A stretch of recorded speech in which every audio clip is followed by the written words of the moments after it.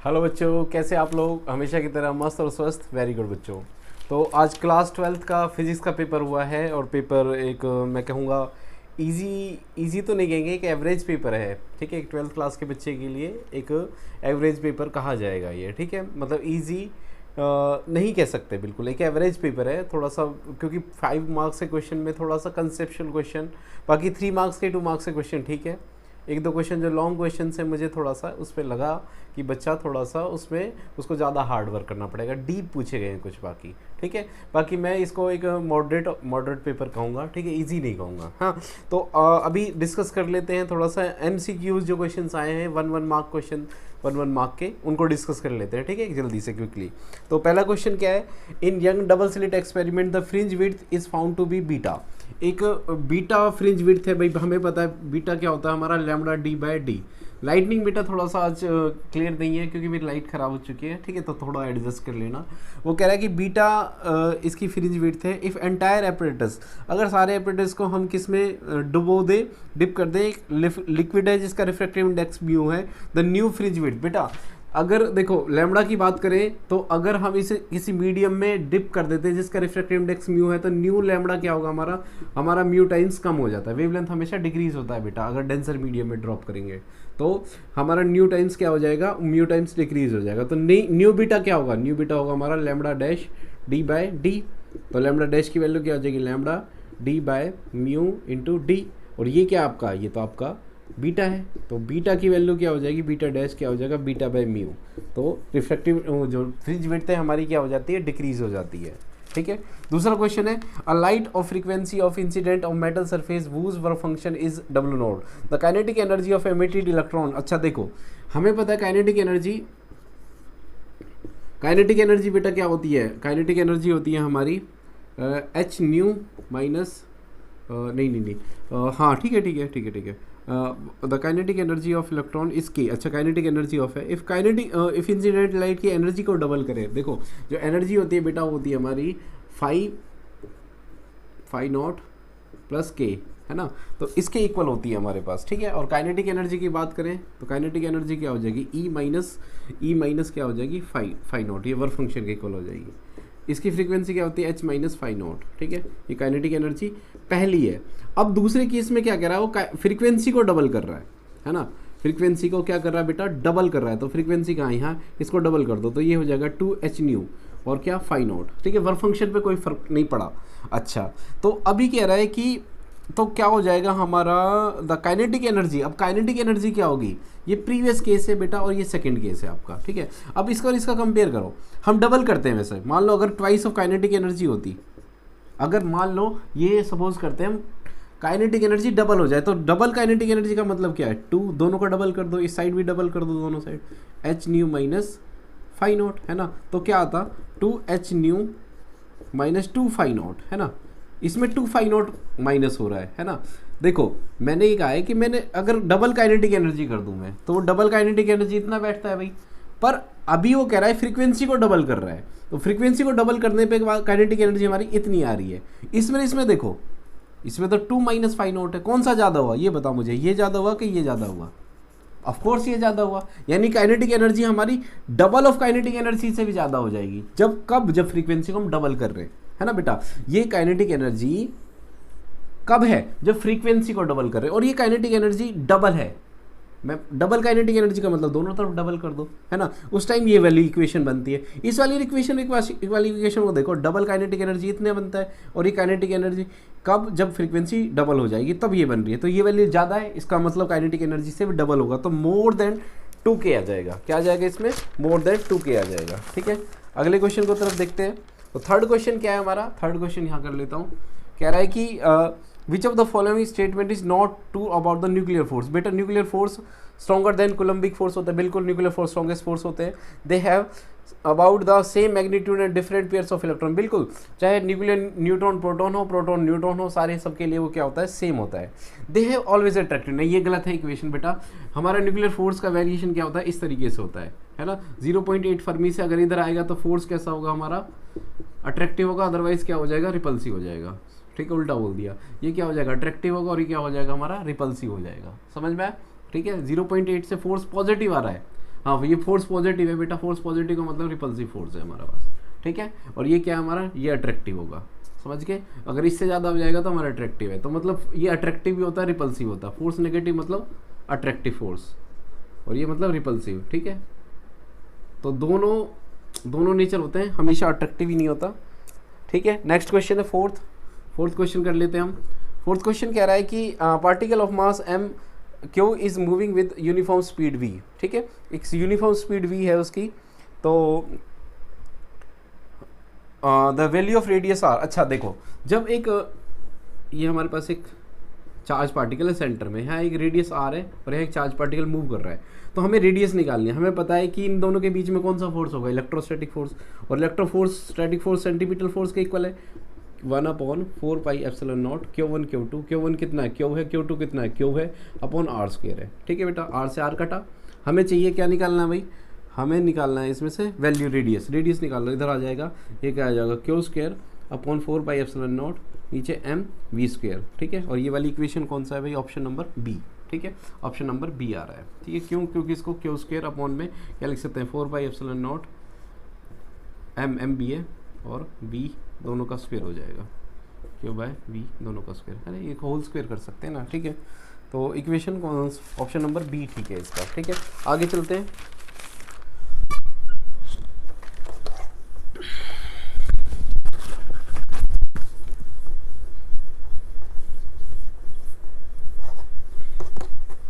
आगे क्या कह रहा है देखो, हाँ ठीक है। The photon of energy 3.2 electronvolt incident on the photo sensitive surface if the stopping potential इतना वर्क फंक्शन। देखो E अभी इजकल टू हमने निकाला था, E इजकल टू क्या होता है 5 प्लस काइनेटिक एनर्जी, समझ के। काइनेटिक टोटल एनर्जी कितनी दे रखी है 3.2 इलेक्ट्रोवोल्ट, ठीक है। फिफ्थ क्वेश्चन है।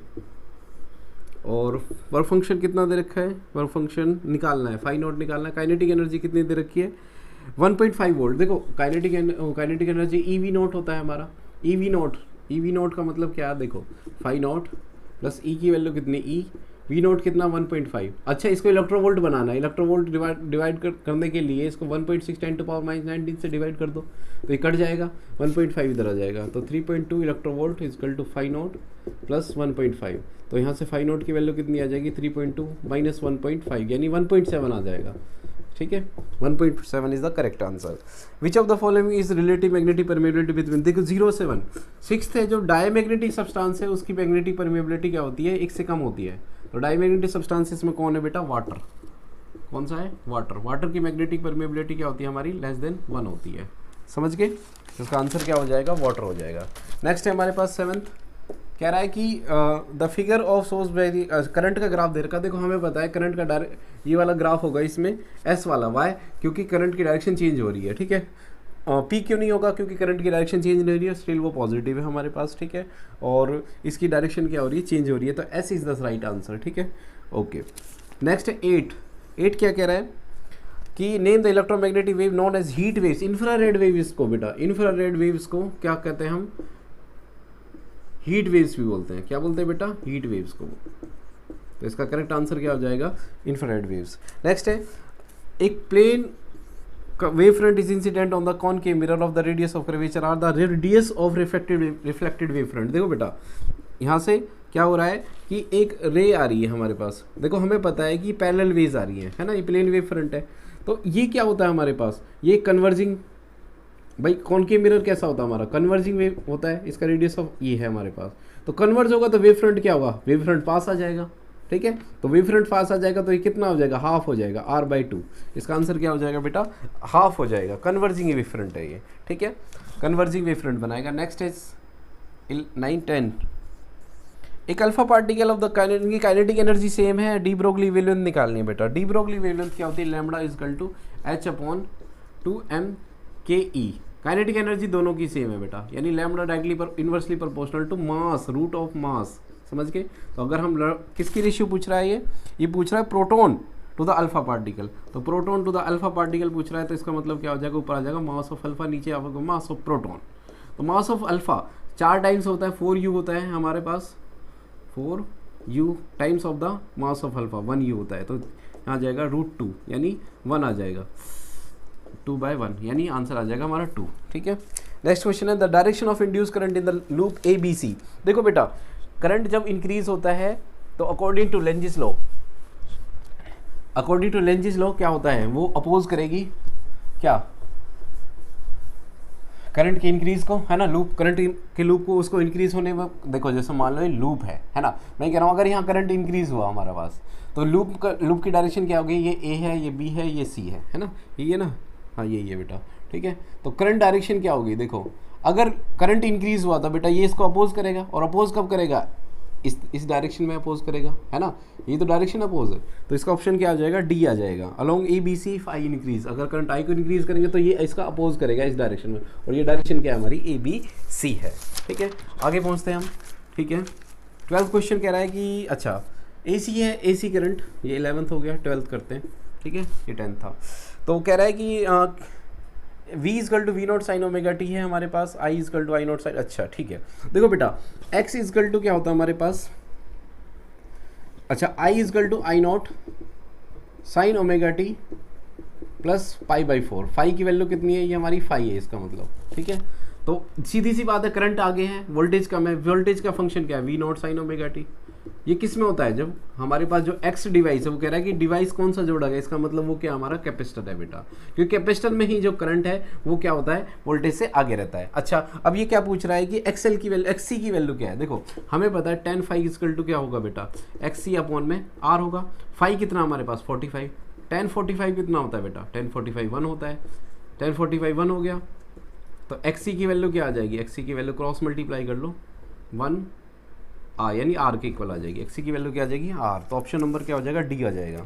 13 क्वेश्चन है, 13 क्वेश्चन कह रहा है कि अच्छा ये डायोड दे रखा है, देखो ये डायोड तभी कंडक्ट करेगा जब इस डायोड की वोल्टेज कितनी होगी, जब अप्लाइड वोल्टेज बेटा कितनी होगी, 0.7 से ज़्यादा होगी। इसकी थ्रेशोल्ड वोल्टेज कितनी है बेटा, 0.7 है ना, तो नेट वोल्टेज कितनी हो जाएगी हमारे पास, नेट वोल्टेज हमें पता है V माइनस वी बी, है ना, तो V कितना है हमारा, V 0.5, और वोल्टेज बैरियर पोटेंशियल की वोल्टेज कितनी 0. अरे भाई अप्लाइड वोल्टेज कम है बैरियर से, तो क्या करंट होगा ना, करंट कैसे होगा जब इतनी वोल्टेज दे ही नहीं रही, जितनी वोल्टेज उसको कंडक्ट करने के लिए चाहिए, तो कैसे बात बनेगी। अच्छा, डायोड कैसा है, डायोड फॉरवर्ड बाइस है, क्योंकि पॉजिटिव टर्मिनल्स को P से जोड़ा है हमें, तो इसका मतलब क्या हो जाएगा, फॉरवर्ड बाइसिंग, ऑप्शन ए आ जाएगा। फॉरवर्ड बाइसिंग और 0 एम्पियर करंट, कोई करंट नहीं होगा क्योंकि वोल्टेज उतनी है ही नहीं जितनी हमें चाहिए, कितने बैरियर वोल्टेज में। ठीक है, नेक्स्ट क्वेश्चन है 14 कर लेते हैं भाई। 14 में क्या कह रहा है, the potential energy of electron in the second excited state in the hydrogen atom. अच्छा देखो हमें पता है टोटल एनर्जी का फॉर्मूला क्या होता है बेटा, -13.6 upon n square, total energy का फॉर्मूला बेटा ये,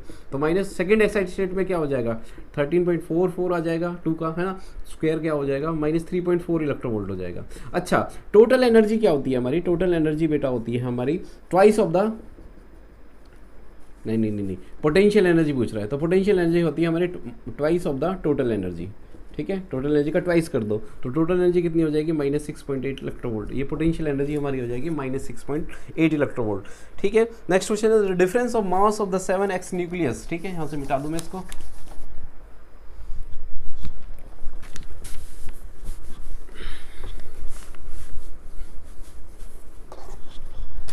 ओके अच्छा 15 क्वेश्चन करते हैं बेटा। 15 क्वेश्चन क्या कह रहा है, the difference of the mass of the 7x nucleus of the total mass of the constituent. अच्छा इतना देखो हमें पता है कि डेल्टा ई बाइंडिंग एनर्जी का फॉर्मूला क्या होता है, मास इंटू 931.15 इलेक्ट्रोवोल्ट, ये होता है हमारे पास मास। वो कह रहा है ये क्या है हमारे पास, डेल्टा एम है बेटा, ये है हमारा मास डिफेक्ट। मास डिफेक्ट देखा है दोनों का 21 और 931.5 इलेक्ट्रोवोल्ट। ठीक है, अब वो चलो ये आ गया हमारे पास। हमें पता है बाइंडिंग एनर्जी पर न्यूक्लियन क्या होता है, बाइंडिंग एनर्जी अपॉन में मास नंबर।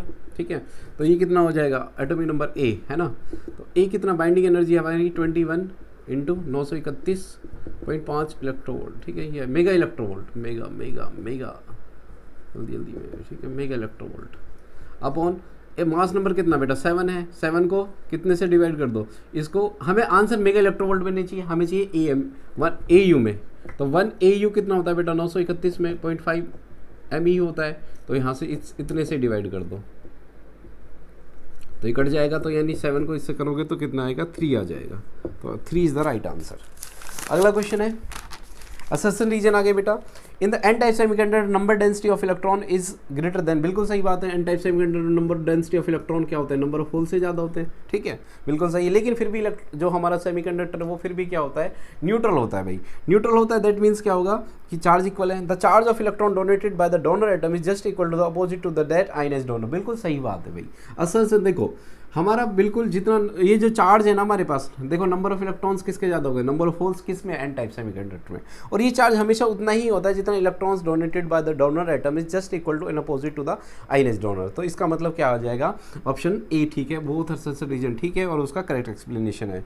नेक्स्ट है when the 3 circuit electric bulb, अच्छा 3 बल्ब है बेटा, 200 वोल्ट 100 वोल्ट के एंड 50 वोल्ट के, उनको 3 सीरीज में कनेक्ट किया गया है, ठीक है। 3 बल्ब है हमारे पास, एक 50 वोल्ट का है, एक 100 वोल्ट का है और एक 200 वोल्ट वाट का है, वाट का सीरीज में कनेक्ट किया है इसको, किससे, एसी सोर्स से, समझ के, ओके। पावर का देखो बेटा, करंट सेम है, हमें पता है सीरीज में क्या होता है, करंट सेम होता है, वोल्टेज डिवाइड होती है, वोल्टेज अलग अलग है तीनों के अंदर, तो पावर का फॉर्मूला कौन सा लगेगा बेटा, I²R, है ना, ये तो लगेगा टोटल पावर का। इसका मतलब जो पावर है हमारी डायरेक्टली प्रोपोर्शनल टू किसके, रेजिस्टेंस के, तो रेजिस्टेंस सबसे कम किसका है भाई, रेजिस्टेंस क्या होता है, power is equal to V² by. तो 50 वाट का है जो, उसका रेजिस्टेंस सबसे कम है, तो उसका रेजिस्टेंस सबसे कम है तो वो सबसे ज़्यादा ग्लो करेगा भाई, ठीक है। तो बिल्कुल 50 वाट का सबसे ज़्यादा मैक्सिमम ग्लो करेगा, ठीक है, okay. And the each bulb, अच्छा connected series the power consumed by the, हाँ ठीक है, बिल्कुल 50 वोल्ट का ही आ जाएगा, ठीक है। तो पावर इज मैक्सिमम, अच्छा क्वेश्चन क्या कह रहा है, दोबारा से देख लेता हूँ मैं, 50 watt is the power consumed by the power is equal to V² by R in the circuit and the series bulb potential difference series में। अच्छा सीरीज में जो पावर होती है वो होती है I²R, यानी डायरेक्टली प्रोपोर्शनल टू रेजिस्टेंस होती है, ठीक है, ओके। रेजिस्टेंस, अच्छा रेजिस्टेंस देख लो हर एक का कितना, P² V² by R, resistance power जिसकी कम रेजिस्टेंस उसका ज़्यादा, हाँ डायरेक्टली प्रोपोर्शनल, तो 50 वाट का बिल्कुल सही है, बिल्कुल सही है। इन द सर्किट, हाँ ए ऑप्शन ठीक रहेगा इसका, ए, वाई, बिकॉज देखो पावर डायरेक्टली प्रोपोर्शनल टू क्या होती है बेटा, देखो power is equal to V² by R है, हर एक का 50 वाट के लिए देखो 50 watt is equal to V² by R, यानी इसका रेजिस्टेंस क्या होगा, V² बाई 50, यानी रेजिस्टेंस क्या होगा हमारा, कम होगा, रेजिस्टेंस कम होगा तो पावर क्या होगी, ज़्यादा, पावर कम है तो रेजिस्टेंस क्या होगा, ज़्यादा होगा, और रेजिस्टेंस हमारे पावर के इन्वर्सली प्रोपोर्शनल, डायरेक्टली प्रोपोर्शनल है सीरीज में, तो इसका मतलब 50 वाट का सबसे ज़्यादा मैक्सिमम करेगा पावर। और पोटेंशियल डिफरेंस तो हमारा क्या करता है, सीरीज सर्किट में करंट सेम होता है, तो इसका भी ऑप्शन क्या हो जाएगा हमारा, सेम आ जाएगा, क्योंकि सीरीज में क्या होता है, करंट सेम होता है, पोटेंशियल डिफरेंस डिवाइड होता है।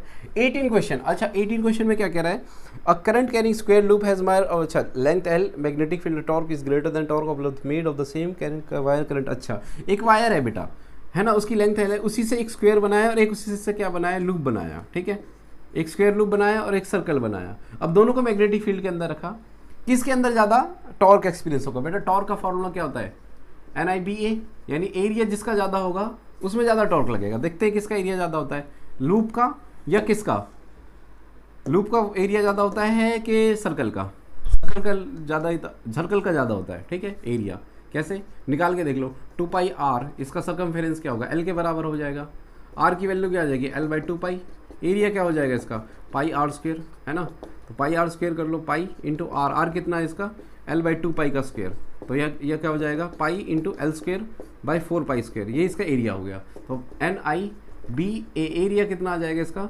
πL² अपॉन में 4π², ये इसका क्या हो गया, टॉर्क आ गया, ठीक है, किसका, सर्कल का।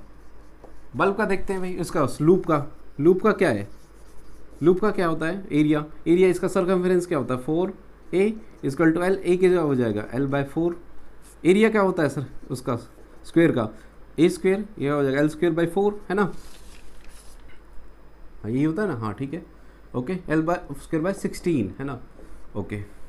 अब क्या आ जाएगा हमारे पास, यहाँ टॉर्क निकाल लो, टॉर्क क्या हो जाएगा, NIBA, तो NIBA, तो एरिया किसका है, NIBA, एरिया कितना है इसका, एरिया है हमारा L² बाई 16, और उसका आंसर क्या आ रहा था, NIBA बाई 4² अपॉन में 14, ठीक है, पाई से पाई कट जाएगा, हाँ पाई से पाई कट जाएगा, एक पाई कट जाएगा 3.5, ठीक है, ओके।